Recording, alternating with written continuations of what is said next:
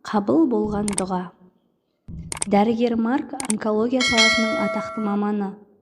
Бір күні ол басқа қаладағы өте маңызды конференцияға жиналды. Онда өзін медицина саласындағы зерттеуіне қатысты арнаулы марапат күтіп тұрған еді. Бұл конференцияда көп жылдық еңбегі бағалануы тиісті. Дәрігердің жүрегі атқақтап, әбден қобалжыды. Көкке самғаған ұшақ 2 сағаттан кейін техникалық себептермен ең жақын әуежайдың біріне қонуға мәжбүр болды. Дәрігер конференциядан қалып қоятын болдым деп қауіптенді. Жеткен әуежайдан жалға көлік алып, діттеген жеріне қарай асықты. Бірақ көлікпен шыққан сол еді, ауа райы күрт бұзылып сала берді. Дауыл басталып кетті.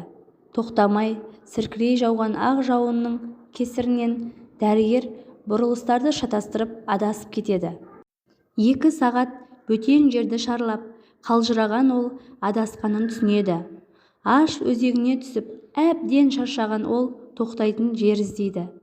Біраз жер жүрген соң, жол жиегіндегі сүреңсіз бір үйге тап болады. Торыққан дәрігер не де болса есікті қағып көрейін дейді.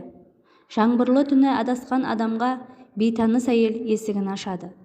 Бірақ есік қаққан адам сол әйелдің өмірін өзгертемін-ау деп еш ойламаған еді. Есікті сұлу келіншек ашады. Дәрігер басынан өткен жағдайды түсіндіріп, телефон шалуға рұқсат сұрайды.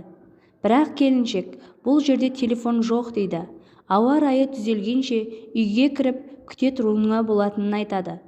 Қарны аш, үсті су, шаршаулы дәрігер келіншектің ұсынысын қабылдап үйге кіреді.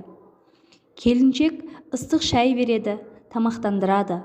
Сосын менің дұға жасауыма қосылсаңыз болады дейді. Бірақ дәрігер Марк онысынан бас тартады. Ол жымиып тек еңбекқорлыққа сенетінін айтады.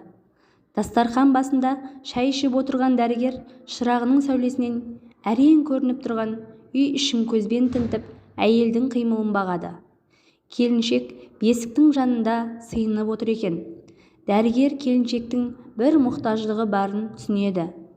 Дұғасын айтып болған кезде келіншектің жағдайын білгісі келіп, не үшін дұға қылатынын, Құдайдан не тілейтінін сұрайды. Құдай тілегіңді естиді дегенге шынымен сенесің бе деп таң қалады.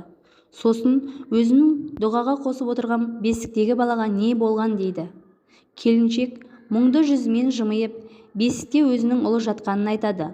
Ол обырдың өте сирек кездесетін түрімен ауқастанғанын, оны тек алыс қаладағы Марк деген дәрігер құтқара алатынын баян етеді. Алайда келіншектің ол дәрігерді іздеуге шамасы жетпейтінін, ақшасы да жоқтығын мойындап, әзірге Құдай оның тілеуіне жауап қатпағанын, бірақ ол дұға жасауды тоқтатпайтынын, ешкімде, ештеңеде оның сеніміне ешбір қылау түсіре алмайтындығын айтады. Естігеніне сенер-сенбесін білмей дал болып отырған дәрігер Марк көз жасына ерік бере бастайды. Жаратқанның мейірімі шексіз деп мойындайды.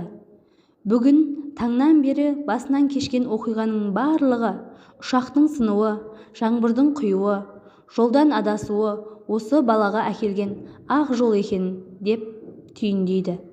Бәрі осы Жапандағы жалғыз үйдегі көңілі жаралы келіншектің дұғасына, Құдайдың құлақ асуынан болған екен.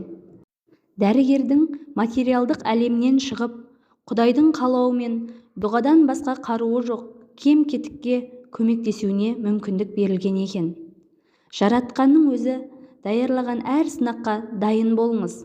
Өмірде кездейсоқ жағдай болмайды. Әр істің бір қайыры бар деген сөз осыдан қалса керекті. Арнама жазылып, қызықты, ой саларлық оқиғаларды тыңдай жүрміз.